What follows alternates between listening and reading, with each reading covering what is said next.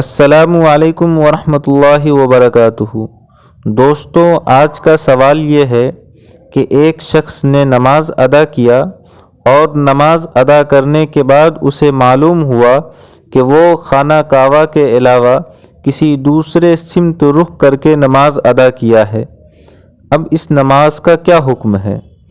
جواب یہ ہے کہ نماز پڑھنے والا نماز پڑھنے سے پہلے تحری کیا، یعنی قبلہ کی تعین میں غور و فکر اور علامات و قرائن کا جائزہ لے کر کسی طرف رخ کر کے نماز پڑھا، پھر نماز سے فراغت کے بعد معلوم ہوا کہ اس نے غلط رخ پر نماز پڑھا ہے تو نماز صحیح ہو گئی، لوٹانے کی ضرورت نہیں ہے۔ تفصیل کے لیے فتاوی ہندیہ جلد 1 صفحہ نمبر 64، کتاب المسائل جلد 1 صفحہ نمبر 283 دیکھیں۔